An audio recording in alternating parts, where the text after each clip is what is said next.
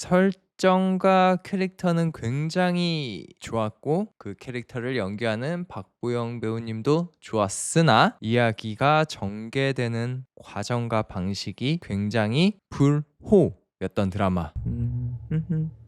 6월 30일 기록 시작하도록 하겠습니다. 오늘 기록의 주제는 바로 미지의 서울 입니다. 미지의 서울에 대한 기록이 시작되면은 스포일러가 가득 포함될 예정이니 스포일러에 민감하신 분들은 뒤로 빠꾸하시면 되고요. 미지의 서울을 이미 보고 와서 다른 사람들의 생각이 궁금하다 하시는 분들은 저의 기록 끝까지 누려주시면 됩니다. 그럼 기록 시작하도록 하겠습니다. 먼저 미지의 서울에 대한 저의 짧은 평을 말씀드리자면은 설정과 캐릭터는 굉장히 좋았고 그 캐릭터를 연기하는 박보영 배우님도 좋았으나 이야기가 전개되는 과정과 방식이 굉장히 불호였던 드라마라고 정리할 수 있을 것 같습니다. 그럼 이 짧은 평을 자세하게 하나하나 채워나가 보도록 하겠습니다. 먼저 첫 번째로 제가 미지의 서울에 대해서 좋았었던 점을 쭉 말씀드릴게요. 가장 좋았었던 점은 다름이 아니라 아마 대부분의 사람들이 이 점을 정말 좋았어요 라고 꼽을 거예요. 바로 박보영 배우님입니다. 제가 기존에 박보영 배우님이 1인 2역 하는 걸 처음 봤다고 얘기를 했던 것 같은데 생각해보니까 아니었어요. 요리사 드라마 있거든요. 조정석 배우님이랑 함께 했던. 근데 그 드라마에서도 1인 2역이었는데 귀신이 빙의 됐을 때 박보영, 귀신이 빙의가 안 됐을 때 일반적인 박보영 배우님. 이렇게 그때 그 귀신이 빙의 됐을 때는 당시 박보영 배우님이 연기했던 캐릭터의 성격이 강하게 드러나는 거였고 또 빙의에서 벗어난 일상적인 모습은 그냥 평소에 약한 성격이 드러났던 캐릭터여서 같은 결의 성격이 강하고 약하고의 차이밖에 없었기 때문에 시간이 지나서 1인 2역으로 인지를 못했던 것 같아요. 하지만 미지의 서울은 완전히 달랐죠? 성격의 결부터가 다른 캐릭터를 연기한 거고 독자들은 이렇게 말하더라고요. 1인 4역이었다고. 근데 나는 그렇게까지는 안 갔어요. 그냥 적당한 1인 2역 같았고 정말로 그분들 얘기처럼 해석하자면 1인 4역이 될 텐데 어쨌든 1인 2역이었던 캐릭터를 박보영 배우님이 정말 잘 연기해서 보여주었다. 근데 저는 개인적으로 박보영 배우님의 미지가 더 좋았어요. 그러니까 더 밝았기 때문인 것 같아요. 내적으로는 뭔가 어두운 게 있었긴 하지만 계속 보여주는 것은 미지의 성격이 더 많이 밝은 모습으로 나왔기 때문에 개인적으로 미지에 더 정이 갔고 또 미지가 갖고 있는 캐릭터가 내가 더 공감할 수 있는 영역이 많았기 때문에 미지가 더 좋았던 것도 있고 어쨌든 박보영 배우님은 최고였다 이렇게 말씀드리고요. 또 좋았던 점은 정말 독특한 설정이에요. 쌍둥이인데 쌍둥이 중 한 명이 일하는 직장에서 사고를 당하고 그 일을 대신 해결해주기 위해 혹은 어떤 마음에 치유할 시간을 주기 위해 쌍둥이 자매가 그 역할을 대신해주는 설정. 그 설정만큼은 정말 저는 독특하다 생각을 했고 그 독특한 설정 때문에 1화부터 4화 중간까지는 정말 이거 진짜 재밌겠는데? 하면서 봤었던 것 같아요. 그리고 또 좋았던 점은 이거는 이제 결말까지 다 다르고 나서야 좋았던 점인데요. 이 드라마는 결국에는 핵심 사건, 핵심 갈등 그리고 핵심 문제는 외부에서 발생하지 않고 내부에서 발생하고 내부에서 발생한 문제를 해소하는 순간 진정한 성장을 이룬다고 보여주는 지점이 너무나 좋았습니다. 이게 미지, 미래 둘 다 외부에서 어떤 갈등이 벌어지고 그로 인해 막 좌절하고 슬퍼하고 또 그 외부 사건을 해결하면서 다시 해피 하는 것처럼 보이는데 근본적으로는 그 두 캐릭터 가 갖고 있는 내적인 문제를 마주하고 그 마주한 문제를 스스로가 해결하는 순간 외부 문제가 다 해소가 되는 거였거든요. 그러니까 미지 같은 경우에는 내가 미래보다 부족하다라고 생각을 하고 스스로 자기의 가능성에 대한 벽을 치고 스스로가 친 벽 밖으로 나가지 않으려고 했던 그러한 내적 문제가 계속 쌓여서 커다란 사건으로 발현됐던 거고 그리고 그 30살의 미지가 그때 자기가 쌓았던 가능성, 능력의 벽을 허물고 대학 수능도 보고 결국 이제 진짜 성장을 이루는 모습을 보여주잖아요. 또 미래 역시도 겉으로는 회사 내부에서 생긴 사건들이 미래를 크게 흔들어 나갔던 것처럼 보였지만 근본적으로는 미래가 늘 이 가슴속에 품고 있는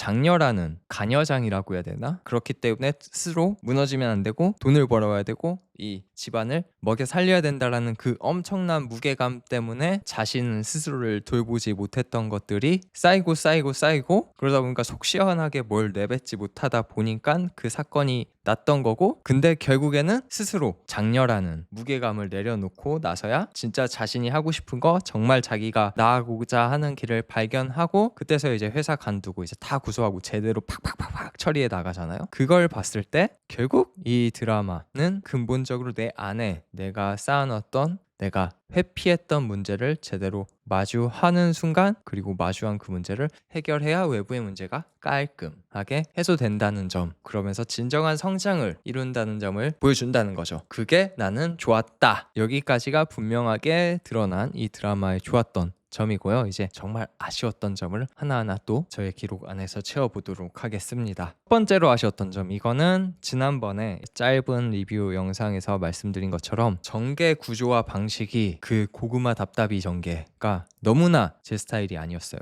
제가 원하는 스타일은 큰 갈등이 있어도 하나하나 쳐내가면서 핵심 갈등에 닿아가서 딱 해소하는 모습을 보고 싶었는데, 그게 내가 좋아하는 드라마들의 스타일인데, 이 드라마는 최종 근본적인 문제를 해결해 나갈 때까지 크고 작은 갈등들을 다 쳐내지 않아요. 아무것도 쳐내지 않고 그냥 누적 마지막에 가서야 그냥 한 번에 다 해소하는 구조여서 나는 너무 답답했고, 그래서 제가 5화에서 하차를 했던 거고, 완전히 완결이 나고 나서야 1.25배속으로 10화까지 봤던 거예요. 근데 진짜 그 방식 너무 저랑 안 맞는 것 같아요. 최종적인 문제를 해결해 나갈 때까지 장가지 문제들을 쳐내는 게 아니라 오히려 장가지 문제들이 계속 누적되면서 최종 근본적인 문제까지 다 다루는 그 구조, 너무 안 맞는다. 시청자인 나를 피로하게 하기 때문에. 그 점이 이 드라마의 가장 아쉬웠던 점이고, 또 그 다음 아쉬웠던 점을 또 말씀드리자면은 앞에 말씀드렸던 것과 연장선인데, 갈등 해소 타이밍이 굉장히 늦어요. 11화인가?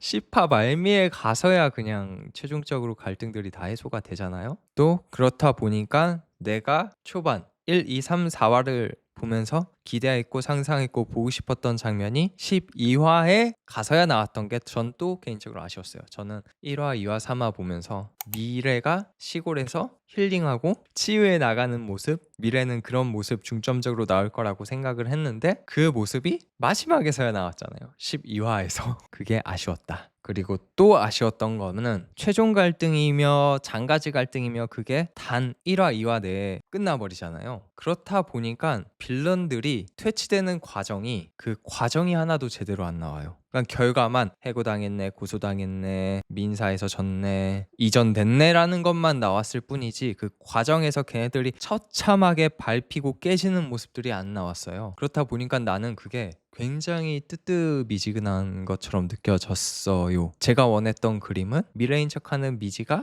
1화, 2화, 3화에서 보여줬던 본인의 어떤 시원시원한 성격으로 하나하나 부셔 나가는 모습, 그러면서 근본적인 문제까지 시원하게 팍 쳐내는 모습을 보고 싶었는데, 그게 아니라 그 과정은 하나도 나오지 않고, 그리고 그 과정에서도 미지나 미래 스스로가 뭐 제대로 한 방 먹인 게 아니라 그냥 외부 힘으로, 그냥 너무나 현실적인 그림으로 해고당했네, 징계받았네, 뭐 이상한 대로 전출당했네, 그런 모습으로만 딱 나오니까 그것 역시 나한텐 별로였다. 또 아쉬웠던 것은 할머니의 죽음입니다. 이거는 정말 개인적으로 너무 별로였던 장면인데, 할머니의 죽음으로 인해 미지가 쌓아놨던 벽을 완전히 깨부시고 나아간다. 그러니까 데미안에서 나온 그 알을 깨고 나아가는 새라는 그 구절처럼, 할머니의 죽음 이후로 진짜로 이제 큰 성장을 해 나가는 미지. 근데 할머니의 죽음 전에도 이미 미지는 성장해 나가는 모습들이 드러나고 있었어요. 근데 굳이 촉발제로서 할머니의 죽음을 사용했다는 게 저에겐 너무나 감정이 과잉 소모되는 요소로 작용했어요. 그렇기 때문에 저에게는 별로였다. 꼭 굳이 저렇게 죽는 엔딩 해야 해? 죽여야만 해? 여기까지 아쉬웠던 점이고요.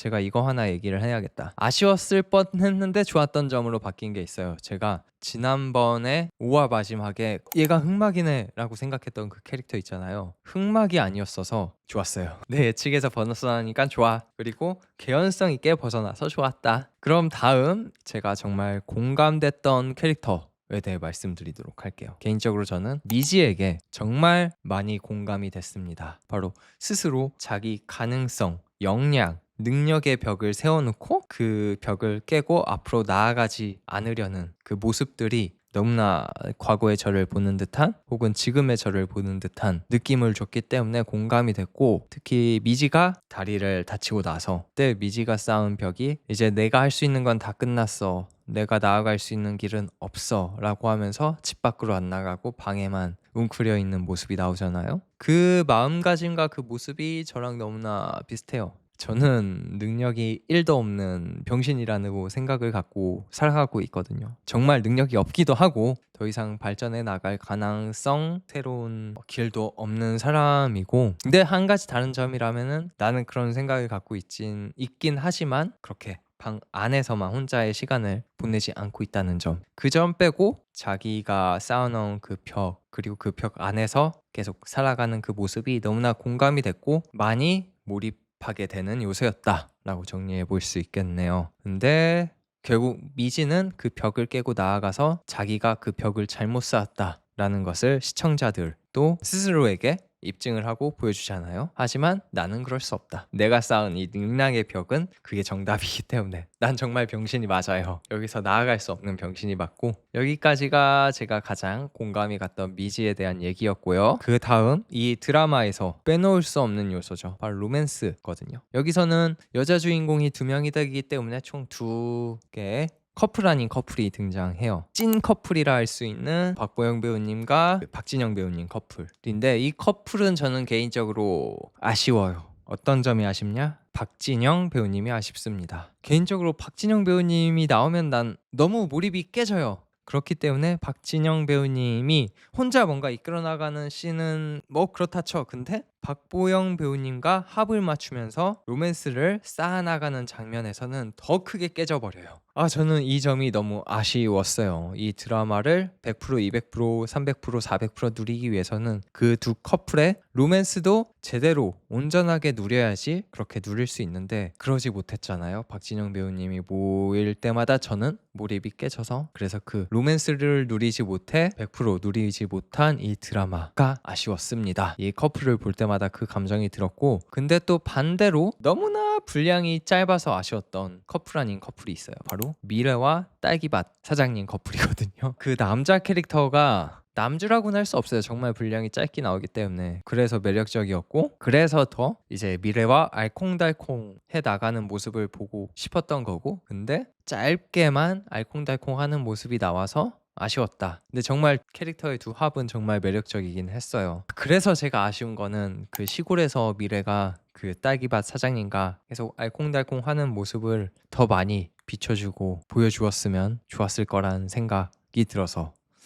아쉽습니다. 마지막으로 이 드라마 추천, 비추천 대상 말씀드리고 저의 부족한 기록 끝내도록 하겠습니다. 추천 대상 박보영 배우님 팬 또 독특한 소재의 드라마를 보고 싶은 분들에게 추천합니다. 또 추천 대상은 딱 이 정도고, 비추천 대상 고구마 전개 싫어하시는 분들에게 비추천합니다. 하지만 우리에겐 뭐가 있다? 1.25배속, 1.5배속 그리고 구간 건너뛰기가 있다. 근데 저는 구간 건너뛰기는 하진 않았어요. 딱 1.25배속으로 6화부터 10화까지 봤습니다. 그 나머지는 구간 건너뛰기 없이 정배속으로 잘 봤습니다. 그렇게 보니까 재밌게 누릴 수 있었어요. 하지만 정말 나는 정배속으로만 드라마를 봐야 해 하시는 분들 중에 고구마 전개 싫어하시는 분들 비추천합니다. 네, 여기까지 추천 비추천 대상이었고요. 저의 부족한 미지의 서울에 대한 기록을 끝까지 누려주셔서 정말 감사합니다. 그리고 저의 이 부족함이 앞으로 더 성장할 수 있도록 어떤 특정 버튼을 눌러서 응원해 주시면 정말 더욱더 감사할 것 같습니다. 그럼 저는 이만 물러나도록 하겠습니다. 안녕.